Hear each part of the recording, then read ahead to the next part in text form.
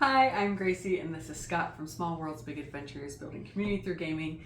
And today we're here to review Flamecraft.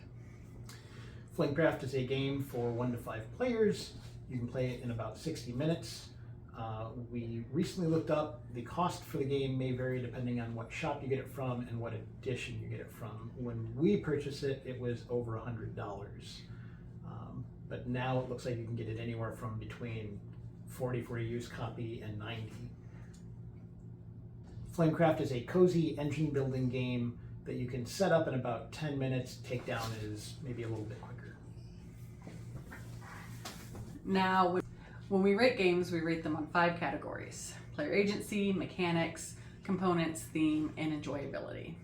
And while previously we had done a 3-point scale, we're now expanding that to a 5-point scale. So a game in any of these categories can either be terrible, bad, mixed, good, or excellent. Player agency for Flamecraft for me was good. You have a couple of options that you can take, and you can take your actions mostly without influence of other characters. Yeah, I agree. I also rate it good. You only have a few options of things that you can do on your turn. The game expands more with more options as the game goes along. At the beginning, you're kind of limited, and then more stuff opens up with more reasons for you to go to different places. And mechanics-wise, it's also good. It's pretty simple and straightforward about what you can do on your turn, and as you take different actions, as you mentioned, more things eventually open up. Yeah, I also rated the mechanics good. The turn-to-turn game is pretty simple. You're essentially cooperatively building an engine that can get you more and more resources as you go along. I would have rated this game excellent, but it feels just a little short in the engine building department. By the time you really get a good engine going in a couple of spots, the game kind of just ends. Not to the game's detriment, but I would have rated it higher maybe if there was a little bit more meat to that. For components, I thought it was excellent, as did you. Yeah, I also thought it was excellent. The version we have, which may be different from what you have depending on where you get it, has pretty nice components across the board. Cardboard for the resources, you get a little wooden token for your character. Where it really shines is in the cards and the art. I don't think there's any art on cards at all in the game that is duplicate of anything else. They're all individual cards. Even cards that do the exact same thing are different with a different name and a different dragon on it. 100% agree. The mat is also really nice. It's like a good foam mat. You mentioned that depending on the type of game, it might have different components. This was a Kickstarter game. We did not get the Kickstarter version, but I believe we have the deluxe version that was released to the public.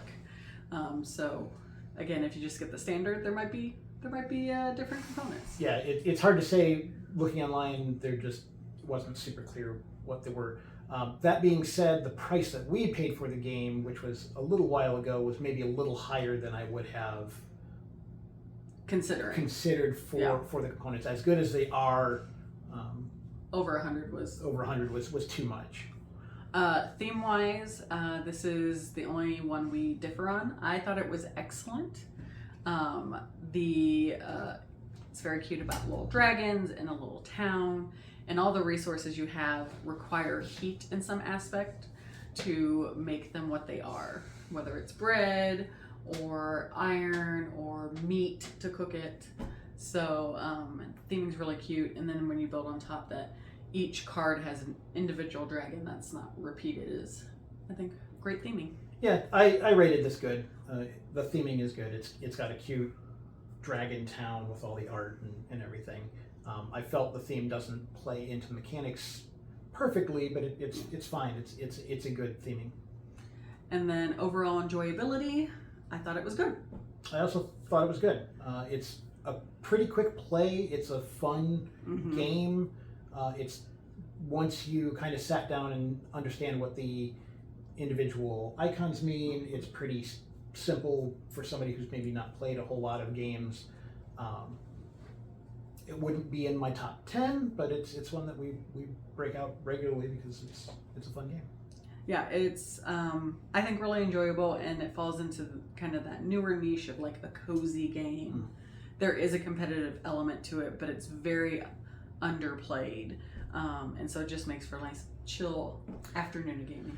It's not just underplayed, it's the competitive component to it is almost friendly. When Yes. you go to a location where somebody else already is, you have to give them some of your resources, which is an interesting mechanic, and kind of just plays into a community style game, even though it is competitive. There is a winner. Yeah. But for final thoughts, I like the game. Again, I said it wasn't my top 10, but it's definitely up there. It's one that I think is a good addition to any game library. I like the mechanics. They're quick and fun. It's enjoyable to build up the shops and then get more and more resources as you go through, and try and gain more victory points as you go. It's cute, especially the art. The different dragons and the different shops are all just well drawn. And the game scales pretty good.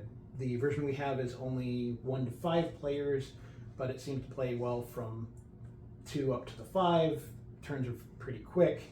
The Kickstarter came with a 6th character, and the version we have has a card for that, so technically you could play a 6th, and presumably the game would play fine with 6. So I also like the game. I think I like it more than you do, but it hits this niche for me of this like cozy, low stress sort of atmosphere, and kind of that's what I love about it just in general.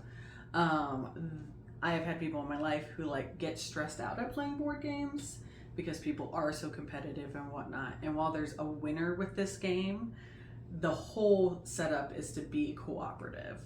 And so as new buildings come out and your dragons do different things, a lot of times you're talking with your table mates about like the neat things they can do on their turn and whatnot. Secondly, there's puns throughout. I love puns. They are at the peak of humor. And you'll be very happy, especially when looking through the enchantment cards. Don't shake your head. It's true.